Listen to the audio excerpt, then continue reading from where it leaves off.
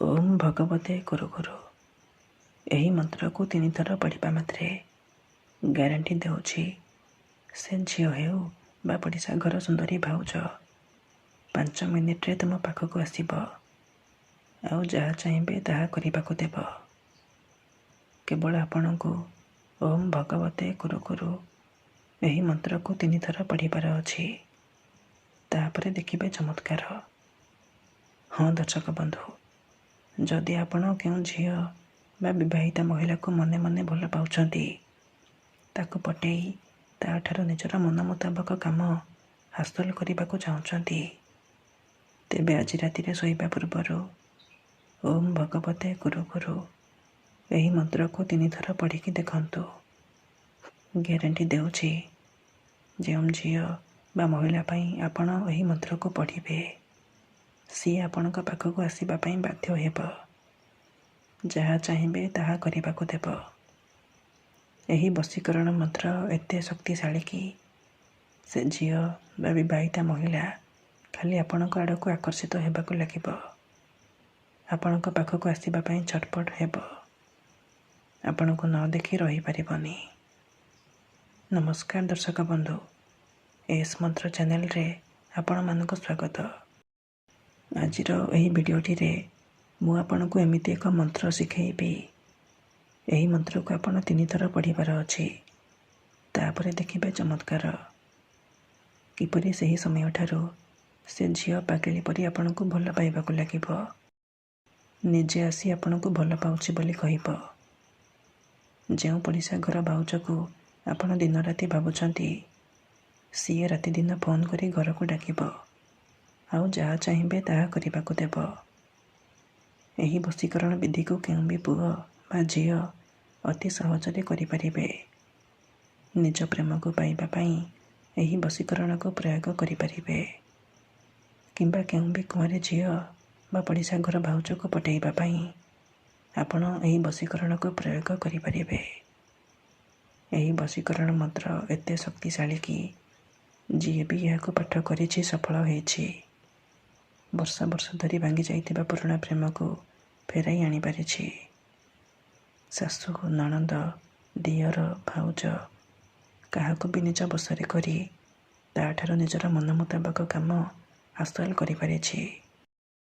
କେବଳ ଆପଣଙ୍କୁ ରାତିରେ ଶୋଇବା ପୂର୍ବରୁ ଓମ୍ ଭଗବତେ କୁରୁ କୁରୁ ଏହି ମନ୍ତ୍ରକୁ 3 ଥର ପଢ଼ିବାର ଅଛି। ତାପରେ ଦେଖିବେ ଚମତ୍କାର। କିପରି ସେହି ସମୟଠାରୁ ସେ ଝିଅ ହେଉ ବା ବିବାହିତା ମହିଳା ଆପଣଙ୍କର ବଶରେ ହେଇଯିବ। ଆପଣଙ୍କର ଗୋଲାମୀ କରିବ। ଆପଣଙ୍କ ପାଖକୁ ଆସିବା ପାଇଁ ବାଧ୍ୟ ହେବ। ଯଦି କେଉଁ ଝିଅ ଆପଣଙ୍କୁ ଧୋକା ଦେଇଛି, ଆପଣଙ୍କ ନମ୍ବର ବ୍ଲକ୍ କରିଦେଇଛି, ଆପଣଙ୍କ ସହିତ କଥା ହେଉନି, ଅନ୍ୟ କାହାକୁ ଭଲ ପାଉଛି, ଅନ୍ୟ କାହା ସହିତ କଥା ହେଉଛି, ଆଉ ଆପଣ ନିଜ ପ୍ରେମକୁ ଫେରି ପାଇବାକୁ ଚାହୁଁଛନ୍ତି, ତେବେ ଆଜି ରାତିରେ ଶୋଇବା ପୂର୍ବରୁ ଏହି ମନ୍ତ୍ରକୁ 3 ଥର ପଢ଼ିକି ଦେଖନ୍ତୁ। ଗ୍ୟାରେଣ୍ଟି ଦେଉଛି ସେ ଝିଅ ଯେତେ ଦୂରରେ ଥିଲେ ମଧ୍ୟ ରାତିଦିନ ଆପଣଙ୍କ କଥା ଭାବିବ। ନିଜେ ଆସି ଆପଣଙ୍କ ପାଦ ତଳେ ପଡ଼ିବ ଆଉ ଆପଣଙ୍କୁ ଭଲ ପାଉଛି ବୋଲି କହିବ। ଏହି ବଶୀକରଣ ସାହାଯ୍ୟରେ ହଜାର ହଜାର ଲୋକମାନେ ଲାଭବାନ ହେଇଛନ୍ତି। ତେଣୁ ଆପଣ ବି ବିଶ୍ୱାସର ସହିତ ମାତ୍ର 1 ଥର କରିକି ଦେଖନ୍ତୁ। ଗ୍ୟାରେଣ୍ଟି ଦେଉଛି ଯେଉଁ ଝିଅ ବା ମହିଳା ଉପରେ ଆପଣ ଏହି ବଶୀକରଣକୁ ମାତ୍ର 1 ଥର ପ୍ରୟୋଗ କରିଦେବେ, ସିଏ ଆପଣଙ୍କର ବଶରେ ହେଇଯିବ। ଆପଣଙ୍କର ଇଶାରାରେ ନାଚିବ। ଆପଣଙ୍କର ସବୁ ଇଚ୍ଛା ପୂରଣ କରିବ। ତେବେ ଏହି ବଶୀକରଣ ବିଧି ଆପଣ କିପରି କରିବେ, କେମିତି କରିବେ, ଏହାର ପ୍ରୟୋଗ ବିଧି କ'ଣ, ମୁଁ ଆପଣଙ୍କୁ ଶିଖେଇବି। ସମ୍ପୂର୍ଣ୍ଣ ପ୍ରୟୋଗ ବିଧି ଠିକ୍ ଭାବରେ ଶିଖେଇବି। ଜାଣିବା ପାଇଁ ଭିଡ଼ିଓଟିକୁ ପୁରା ଧ୍ୟାନର ସହିତ ଶେଷ ପର୍ଯ୍ୟନ୍ତ ଦେଖନ୍ତୁ। ଅଧାରୁ ଛାଡ଼ିକି ପଳେଇଲେ ଆପଣ କିଛି ବି ବୁଝିପାରିବେନି।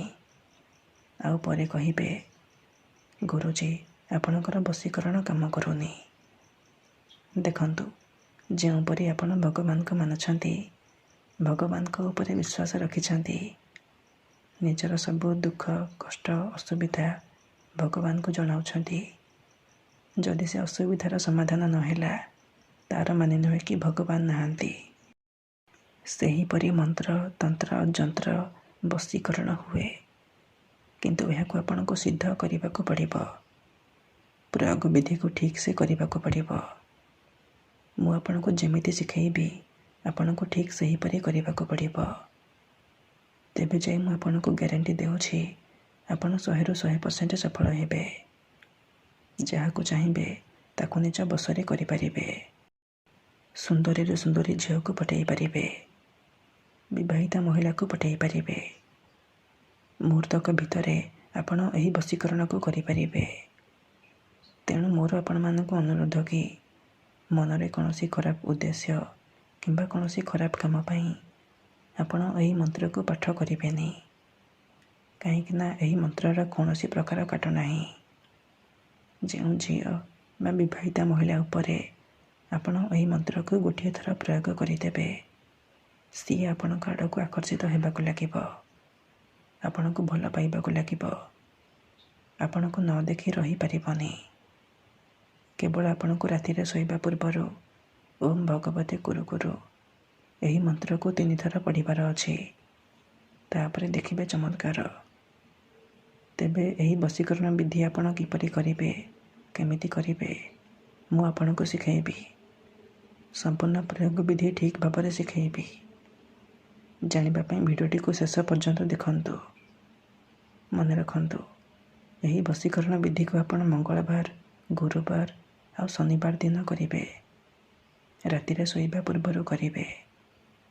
ଯେଉଁ ଝିଅ ବା ମହିଳାକୁ ଆପଣ ବଶୀକରଣ କରିବାକୁ ଚାହୁଁଛନ୍ତି ତାକୁ ମନେ ମନେ ଭାବିକି ଆପଣ ଏହି ବିଧିକୁ ଆରମ୍ଭ କରିବେ। ବିଧିଟି କରିବା ପୂର୍ବରୁ ଭଲ ଭାବରେ ହାତ, ଗୋଡ଼, ମୁହଁ ଧୋଇକି ସଫା ବସ୍ତ୍ର ପିନ୍ଧିକି ଆପଣ ଏହି ବଶୀକରଣ ବିଧିକୁ ଆରମ୍ଭ କରିବେ। ନିଜ ବିଛଣା ଉପରେ ବସିକି ଆପଣ ଏହି ବଶୀକରଣ ବିଧିକୁ ଆରମ୍ଭ କରିବେ। ପ୍ରଥମେ ଆପଣ କ'ଣ କରିବେ, ଆଖି ବନ୍ଦ କରିକି ସେଇ ଝିଅ ବା ମହିଳାକୁ ମନେ ମନେ ଭାବିବେ। ତାର ମୁହଁକୁ ନିଜ ମନରେ ଭାବିବେ। ତାପରେ 5 ଥର ତାର ନାମ କହିବେ।